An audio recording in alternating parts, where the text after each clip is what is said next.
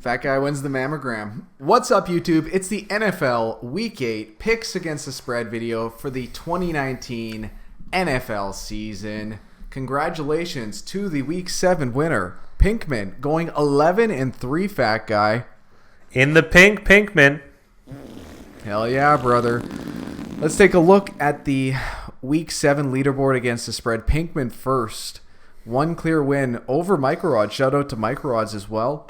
Anybody else there, fat guy, you want to give a shout out to? I just run them down. Ike Sog 19, gave for fat guy Pert Mouse. Pick last, Michelle wins. Dylan Toddfield, Lou 2811, and Satuple, the contest leader. Which we will see here. Picks against the spread overall, we're 106 games in. Satuple is 62, 43-1, good for 59%. Unbelievable. Any other shout outs you want to give there, fat guy? Yeah, run him down again. Picked last, another key contributor, Mickey Hill, gave for fat guy. Us, East Dealers, Detroit Time, Micro Odds, Bo, and Dylan Toddfield in the top 10. Top 10, baby. Top Everybody 10. there above 50%. Whatever. 59, 46-1, good for 56%. Been a good start to the year.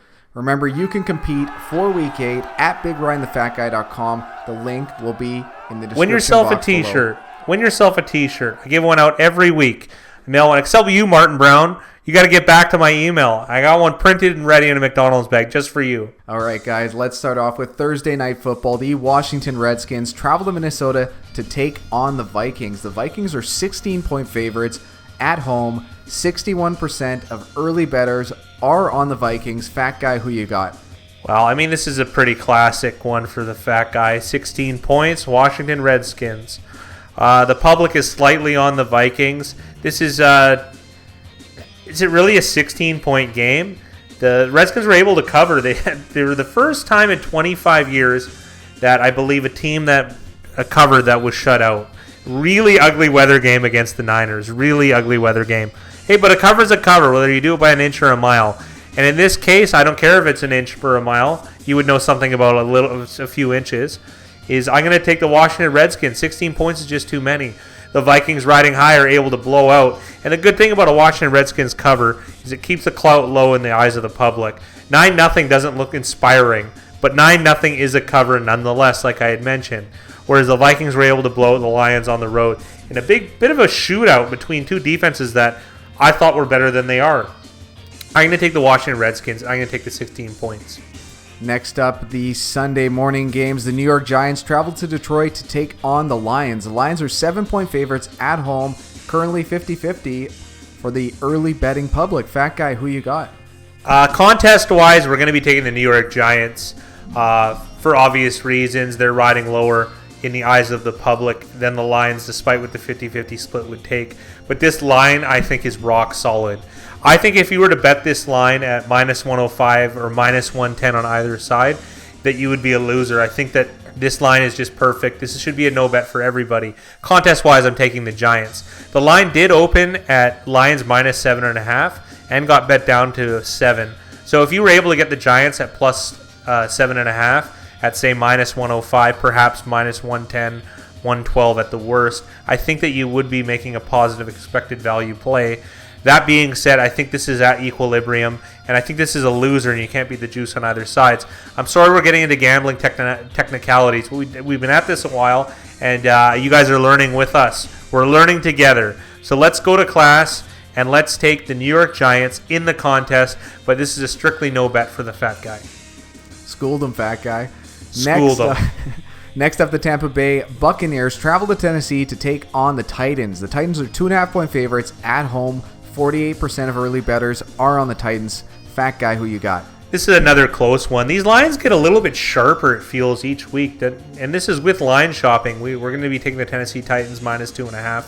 At Pinnacle at the moment, I hate to give out a plug necessarily, but the juice is lowest at minus 106. And what does it all mean, fat guy? It means that you win more when you bet on that side. It's a few percentage points extra. And percentage points counts in this business. You got to be tight with the dollar. The guesser always loses. The shopper always wins. I'm going to take the Tennessee Titans minus 2.5. They had an interesting game against the Chargers. I think it was a lot of poor management by both coaching staffs near the end of the game. There was a really annoying play where Wesley Woodyard was one-on-one in a passing situation against Austin Eckler. How'd that work out for him, Big Rye? I think it was a 60-yard touchdown for Eckler. That's about right, and that's what should happen. I felt Tennessee dominated that game. They are a better team. And I do, you know what it is? Why this is a Tennessee lean for me is I'm just more confident with Ryan Tannehill. I am. He made some blunders. Don't get me. He made some gaffes. But he got the chains moving when needed. And there were some more bright spots, I felt. Mariota is the king of inconsistency, I would say. This Tennessee defense, I do believe, is a championship defense. Maybe not as good as some of the others around the league, but it is formidable enough to win. Formidable enough to be, part of a winning football club. I like the Tennessee Titans over these Tampa Bay Buccaneers, and I don't mind laying 2.5 points in this instance. Pay the lower juice, everyone. Pay the lower juice. Next up, the LA Chargers travel to Chicago to take on the Bears. The Bears are 4-point favorites at home, 28% of early bettors on the Bears. Fat Guy, who you got? Well, speaking of inconsistency, I'm going to take Mitchell Trubisky and the Chicago Bears. They hurt us a little bit last week. We considerably liked the Bears, not only from a pick standpoint in the contest, but from a betting standpoint as well. It did hurt us in the pocketbook just a little bit. That being said, I'm going to jump on them again. A little disappointing from the Bears defense. The Saints are overrunning expectation in their road thumping of the Chicago Bears, but the Saints are formidable. They've done a very good job. I want to see a bounce back from the Bears. I've said that a couple weeks in a row, but it's been disappointing for them. We were able to fade them when the Oakland game, but I think this should be a good performance. Am I the only one who thinks Chase Daniels should be the starter in Chicago? I can't be. Who's cuter than Chase Daniels? Who's cuter than Chase Daniel? Absolutely. The two first name thing, too. The Chargers have been a monumental disappointment this year, almost in the same bracket as the Atlanta Falcons. I know I'm talking about a lot of teams all at once, but the Chargers, all these two teams are hardly topical. The Chargers lost in embarrassing fashion. A fumble on the goal line by Melvin Gordon III, who he had noticeable ball security issues. As you mentioned at the start of the day. I said right at the start of the day, this guy's going to be a fumble machine. Of course, we're being using a little bit of recidivist history and giving myself the benefit of the doubt when maybe that was just a lucky tip of the hat, tip of the shades. But the Chargers have been a pretty big disappointment, and I'm hoping they disappoint again against these Bears. I trust the Bears' defense like I trusted Tennessee's defense, and that's really the unit I'm placing my money on. The Bears' defense, have they been underwhelming? Yes, but again, this is another case of, I would say, regression to the mean. Bears' defense was historically good last year. Is it fair to assume they're going to keep that same pace, especially without the likes of Akeem Hicks, who's been gone with an elbow injury for a couple weeks now? I like the Bears. I hope the Bears' defense can prove my forecast true. I'm going to be taking the Bears, and I'm going to be laying the 4 points. You had me at placing your unit on the money. Next up, the Seattle Seahawks travel to Atlanta to take on the Falcons. The Falcons are 3.5-point underdogs at home. Only 17% of the betting public are on the Falcons 3.5 at home. Fat Guy, who you got? I think this is misleading in that the Falcons, it's questionable for Ryan. Ryan took a really bad drubbing against the Rams. Ryan got hit excessively, it felt like, and hit hard and often. So I think there's a mix of pros and Joes on the Seahawks. The Seahawks are playing considerably better. From a talent perspective, I would almost argue that the Falcons have more talent on their football team. Are they playing better? Absolutely not. They're playing far worse. And the Seahawks have, like I had mentioned, maybe the best player in the NFL in Russell Wilson. Although Lamar Jackson made a case for it in his road victory. Now the problem with the Falcons is I feel like I'm throwing good money after bad. Much like when I'm betting against the Seahawks, except for this Baltimore loss on the weekend. Their two losses are home losses to Baltimore and to the New Orleans Saints. Very interesting season for the Seattle Seahawks. I'm going to be taking the Atlanta Falcons. Do I hate the Seahawks? No, but nobody's betting on the Falcons. And why? The Falcons are playing worse football than everyone, maybe including Miami. Okay, maybe not that bad. I'm going to be taking the Atlanta Falcons. I really hope Matt Ryan plays rather than Matt Schaub. I hope they can figure out the protections too. There is a little interesting tidbit here. Dan Quinn has coached a very poor season, let's say, and there's been questions a lot about him being on the hot seat, considering the Falcons, a seemingly talented team with strong management, getting blown out game after game. But Dan Quinn was a member of the Seahawks coaching staff, and I think he does understand, even though a lot of things have changed in that time, I think there are some nuances he may be able to glean from playing the Seahawks on defense at least. And this is a good opportunity for him to revitalize his season, if it's even possible, salvage something with a strong home win against the Seattle Seahawks. And with 3.5 points, I'm getting a 3-point cushion. Nobody's betting the Falcons, so I will. But like I said, it feels like it's throwing good money after bad, and I'm not too happy about it. But let's also remember, the sportsbook doesn't just put numbers out to lose easily. This feels like a big Falcons play. Let's take the Falcons, and let's take the 3.5 points. Next up, the New York Jets travel to Jacksonville to take on the Jaguars. The Jaguars are 4.5-point favorites at home. Only 21% of early bettors are on the Jags. Fat guy, who you got? I'm a little concerned about this discrepancy, 79% to 21, as far as betting volume, only because I feel like the Joes are going to wait until after the Jets game, where the pros might jump in here a little bit earlier. So I'm really confused about this game. Let's say I'm going to be taking the Jags simply because I think they're a better football team. But are they really that much better than the Jets? I know the Jets had the most abysmal game we've maybe ever seen. Maybe the worst game ever. And this is including some of the Miami games that have happened this year against the Patriots in prime time. But I'm going to be taking the Jags anyways. This is fishy. This is really fishy. I don't like it one way or another. This would only be a contest play for me in taking the Jags. But something strange about this. And not to mention, too, at least I can rest on this laurel. Gardner Minshew is playing better than Sam Darnold. We can clearly say that. Gardner Minshew is playing better than any of the Jets quarterbacks. Decent in the pocket. Fournette is starting to churn a little bit of yardage here. I believe he's in the top 5. So there are some positives to draw from the Jags. And the Jags also do have more of a talented defense, and there is a lack of a pass rush from the Jets.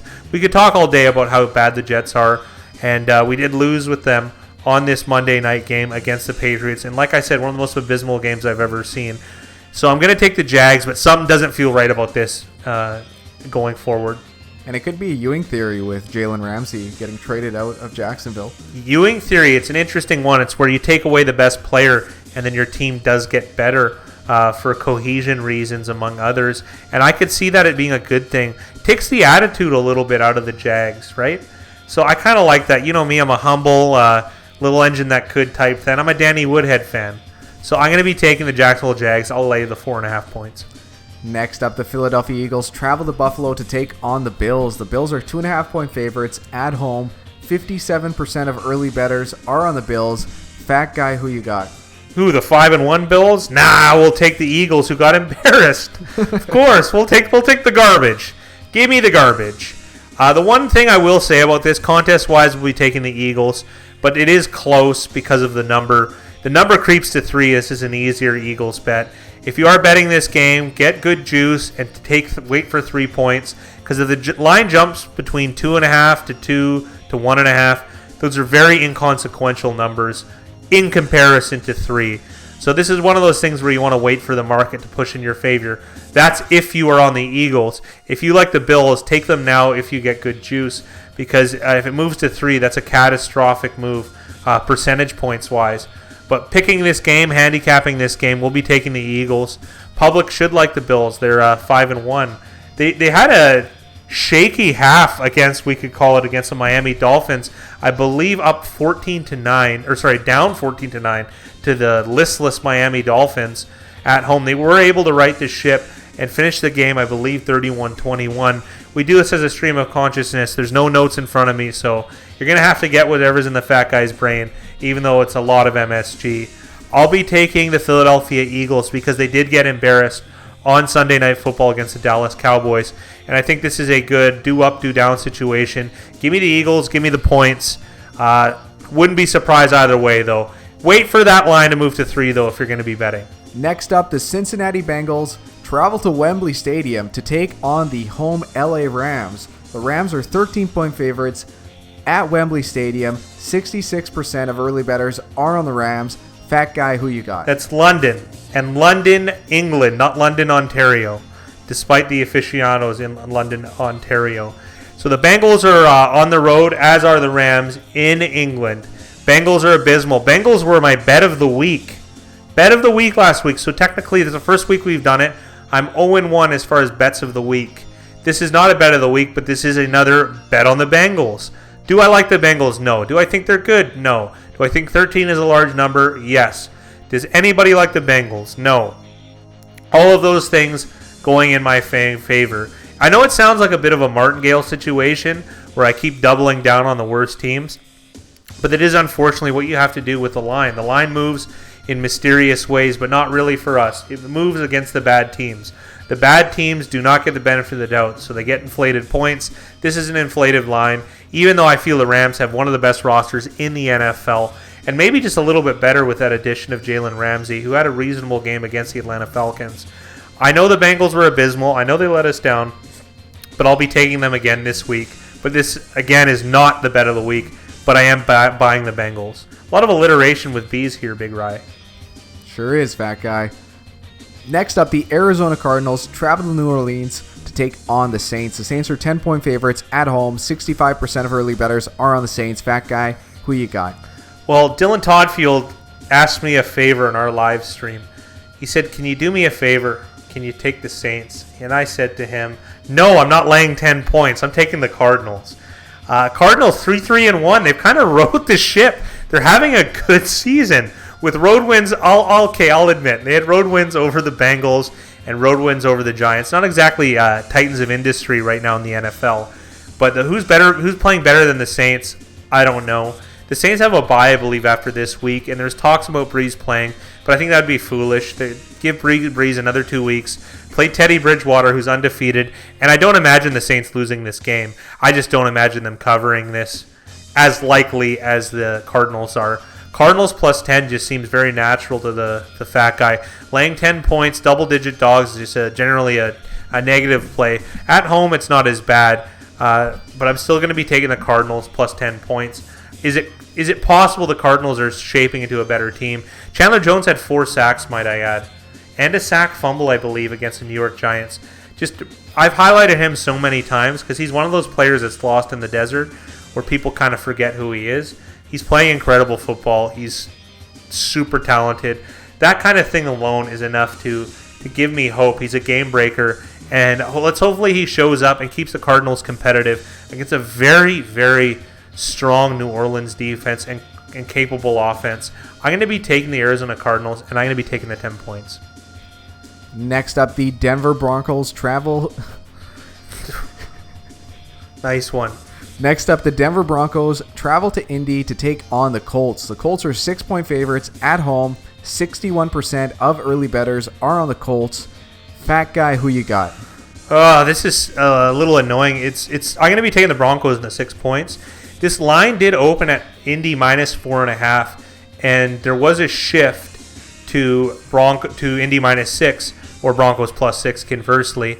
But what that's saying is people did get money down on the Indianapolis Colts. Now, a shift of 1.5 points is generally a big deal, but it doesn't hover over a key number, as 5 isn't that big, but it does make 6 a push.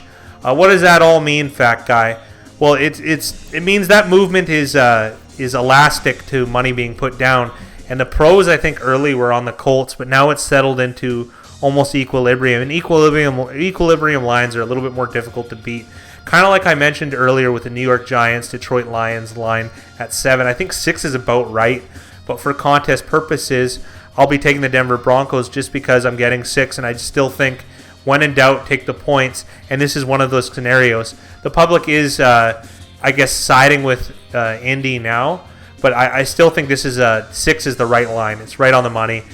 Give me the Denver Broncos. I'm going to take the 6 points, but I won't be betting this one. But let's hope for contest's sake the Big Rye and the fat guy are on it. Moving on to the midday afternoon games. The Carolina Panthers travel to San Francisco to take on the 49ers. The 49ers are 5.5-point favorites at home. Only 35% of early bettors are on San Fran at 5.5. Fat guy, who you got? I'm taking the 49ers. Now, we've been lambasted for, you hate the 49ers, you hate the 49ers. No, I don't. I don't really hate any team. I'm happy for the 49ers' success. We were big Kyle Shanahan fans, and he hasn't had success on the big seat up until this year. Now, I think he was underrunning expectation last year, and now they're overrunning a little bit. Do I really think they're as good as an undefeated team? No. But this is a spot where they can prove it. They're going to be playing the undefeated Kyle Allen and the Carolina Panthers. Minus 5.5. I think that's a fair price to lay for the Niners. I wouldn't mind laying 6.5. I really wouldn't. I think that the 49ers are a better team with a stout front seven. And Kyle Allen's going to have his hands full with one of the league's better defenses in the San Francisco 49ers. Public aren't liking them because they had a 9-0 sloppy win that was poor on offense against the Washington Redskins. But what does that all mean, Basil? Well, what that means is that game had terrible, terrible, terrible weather. And going off a one-game sample to judge whether you're going to bet on a team the next week is one of the worst things. Betting with emotion is a losing play, and I think betting on the Carolina Panthers over the long run in this spot would be a losing play. I like the 49ers, and I like laying the 5.5 points. I'm feeling a little bit good about this one, I got to be honest. Next up, the Oakland Raiders travel to Houston to take on the Texans. The Texans are 6.5-point favorites at home. 58% of early bettors are on the Texans. Fat guy, who you got? Oh, well, it's a little bit of a closer one too. These lines are getting just tight, real tight. And I'm going to be taking the Oakland Raiders. Call me a little bit of a homer, but I'm also getting points. 6.5 does feel like significant. I think this number will stay at 6.5. I don't envisioning it going to 7. At least 7 with reasonable juice. But that's where I would like it to be if I were taking the Raiders, which I probably will to take it anyways at 6.5. I like the Oakland Raiders. I don't hate the Houston Texans. The Raiders weren't able to cover against the Green Bay Packers, and I think this is a good spot to take them. The Texans lost to the Indianapolis Colts, but again, Texans fans, I don't think that's a bad thing. You're on the road in a tough divisional game against Indy, who is, I think Indianapolis Colts are criminally underrated. I think they're a very strong team. I think they're the best team in that division, probably with the Texans behind it. That's a tight division, by the way, top to bottom. All good teams. But Jags and Tennessee are maybe slightly worse. Colts and Texans slightly better, but all 4 of those teams are competitive. All 4 of those teams are difficult to beat. I'm not saying the Raiders are going to be able to pull off an upset like they were against Indianapolis on the road. And with you guys that like to do that reverse logic, maybe it's more streamlined logic rather. Well, the Raiders, they went to Indy and won, and the Texans went to Indy and lost. Therefore, none of that makes any sense. This line is right, 6.5. Well, maybe a little bit inflated. Let's take the Raiders and let's take the points.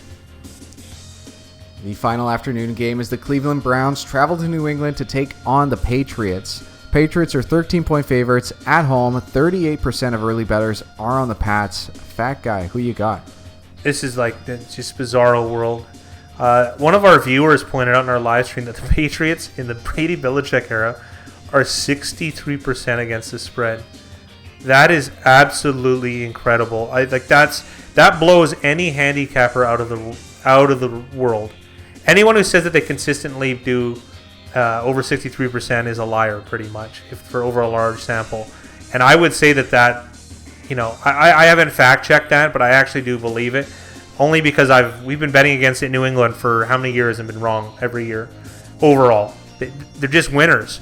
And so then you're thinking, with this build-up, you're going to be taking New England.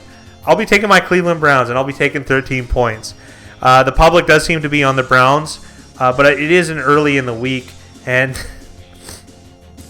this could change. But this number is really interesting, and some books have it at minus 10.5, and some have it as 13. So is there a chance for a middling play? Well, no, I don't think so. I think the juice would outrun that. What a middling play is when you bet both sides, i.e. the Browns plus 13 and the Patriots minus 10.5. So if the number lands on Patriots by 11 or 12, then you win both bets. That only works usually when there's a key number involved, and 11 and 12 are not key numbers. We'll be doing videos on this stuff at some point. But anyways, enough to sidetrack you with a middling play. I'm going to take the Browns in 13, but if you do like the Patriots, there are numbers at this moment in time, don't forget, at this moment in time on Monday night at 10.5. But Browns 13, that speaks to me. I would be waiting if I would be wagering, because there's always a chance with the Patriots the line could creep further and further. And with such a dominant performance against the New York Jets, I mean, really the Patriots couldn't have more clout. But this game, for those that watched it, this game really, really stuck out. It was a complete domination. The Browns have also had an extra week to prepare. So this is a little bit interesting. So are my Brownies going to be able to possibly cover this game? I think so. Give me the Cleveland Browns and give me the 13 points. On to Sunday Night Football, where the Green Bay Packers travel to Arrowhead to take on the Kansas City Chiefs. The Chiefs are 5.5-point underdogs at home. Only 23% of early bettors are on the Chiefs. Fat Guy, who you got? I'm ringing the virtual bell. Here it is. I actually don't like this bet as much as I liked the Bengals last week, but again, we're going to do bets of the week. Watch me go 0-2 here. My bet of the week, Kansas City Chiefs. And then this is another one of those things. You always go against the Chiefs. Chiefs have incredible uncertainty. They did dominate the Denver Broncos, but they lost Patrick Mahomes. And I think the jump from Mahomes to Matt Moore is incredibly significant, and the line would reflect that, because if Mahomes was playing this game healthy, I feel like this would be Chiefs minus 5.5. Yeah, Chiefs minus 4 is what it opened at before Mahomes' injury. Yeah, so that's a 9.5-point swings. I don't think any player is worth 9.5 points. Well, it's the highest 9.5 that you could get. It's Yes. not like you're going from 10 to 19. You're going from minus 4 to plus 5.5. It's a big swing. It's a big swing. And what Big Ry is referring to is the lower numbers in point spread are more valuable than the longer ones. Like a spread movement from 17-point favorite to 21 isn't that big. Whereas if you go from even 2.5 to 4.5, that's monumental. It's very big. We're talking win probability. I know we got a little math heavy on this video, guys, but you've been here with us with years, perhaps you aren't, and we got to get in the nitty gritty a little bit more and kind of rev the engine. So that being said, I'm going to be taking Matt Moore and the Kansas City Chiefs and the 5.5 points at home. And how often this is what I like about this. This is a rare instance where you get the Chiefs with points at home. Andy Reid is still a genius coach. The Chiefs' defense, I do have a lot of question marks about, and so does everybody. But I think the Chiefs' offense can still ball. And there's going to be some plays, I'm hoping, in classic Andy Reid style, that are going to dazzle a little bit, because you kind of need to pull them out to win this. And the Chiefs are a little bit under the gun to, I don't know, even, I guess make the playoffs. I mean, they're going to make it, but it's not easy. It's not that easy. I don't think it's a sure thing anymore. It's not a sure thing, exactly. Especially Big if Ry. he misses 6 weeks and they go 1-5 during those 6 weeks. It's going to be tough. Can you imagine the Raiders could make the playoffs? Yeah. And that could happen. Let's be honest. I'm not saying relax. I'm not saying the Raiders are making the playoffs, but that's a scenario that has more weight to it than it did before this injury. So I think Reid's going to have to. He's really going to have to pull out the stops for the Chiefs to. The Chiefs to keep their season in their control, let's say. So I'm going to take the Kansas City Chiefs. I'm going to take the 5.5 points. And I'm going to take them as my bet of the week. And also, too, don't forget, this is another good thing where the Chiefs got very little credit for their blowout win on Thursday night, which cost us, by the way, against the Denver Broncos. And the Packers utterly dismantled the Raiders in a game that could have been a lot closer, aside from some key mistakes the Raiders made at the end of the first half. It was a blowout. The Raiders made some horrible errors, but the Raiders were very much in that game for a lot of it. They were even threatening in the first half, you could say. So I think this is a perfect storm almost. The only problem is we're putting our money on Matt Moore.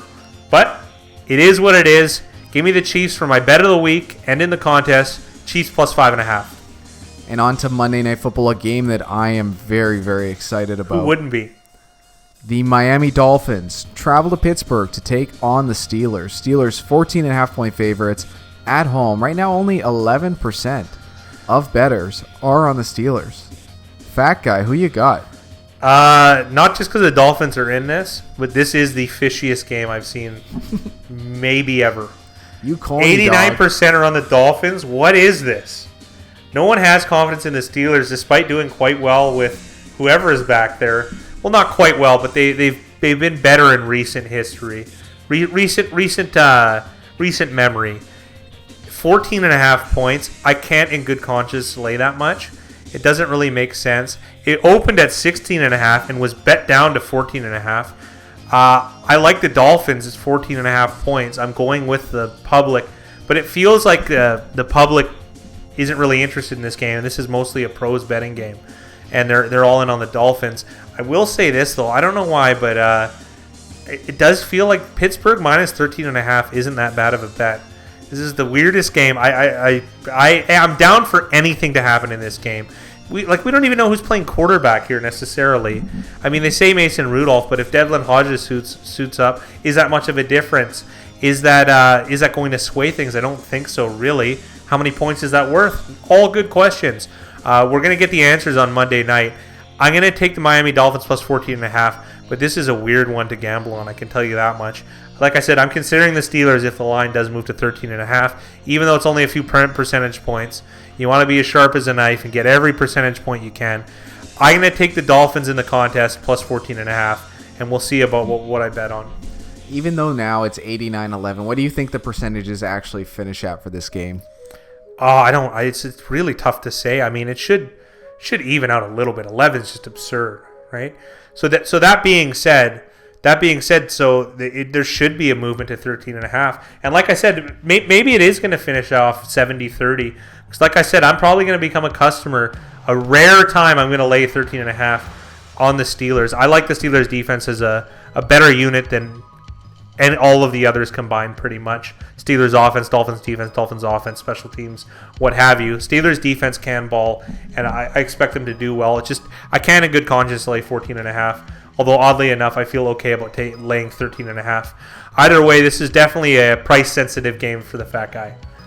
I think this closes at 14, and it's going to be a 60-40 split for the Dolphins. That's my projection. We're going to see. Big Rye made a big prediction, so we're going to have to follow that on our streams. And we'll be streaming, by the way, this Thursday night game between the Minnesota Vikings and the Washington Redskins. So feel free to join us in the chat. Yeah, throw us some questions if you have any. And it should be a good one, I think. As far as chat goes, I don't know about the game. Yeah, we'll be streaming all three primetime games. So the Thursday night game, the Sunday night game, and the Monday night game all this week. So make sure to check it out. We're on YouTube as well as Twitch. All right, fat guy, it's time for the lightning round. Going Redskins. Next up, Giants, Detroit. Giants. Tampa Bay, Tennessee. I'll cut you off again. Tennessee Titans. Chargers, Chicago. Chicago Bears. Seattle, Atlanta. Throwing good money after bad on the Atlanta Falcons. Jets versus Jagrags. Weird one. Jagrags. Philly, Buffalo. Eagles. Cincy, LA in Wembley Stadium. Give me the garbage Bungles. Arizona, New Orleans. Zona and the points. Denver, Indy. Denver. Carolina, San Fran. Good performance from the Niners. Oakland, Houston.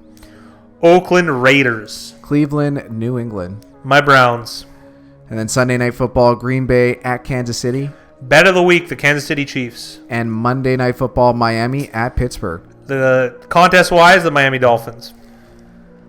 Well, thank you very much, guys, for joining us for the NFL Week 8 Picks Against the Spread video. Remember to like, comment, subscribe, all that good stuff. And check out our live streams Thursday, Sunday, and Monday for all the primetime games. And make sure to compete in the NFL Pick'em Picks Against the Spread video. Do that again. Well, no. This is perfect. This is unreal. Remember to compete. The link is in the description box below. Fat guy, any last words? Who said being long-winded was a bad thing?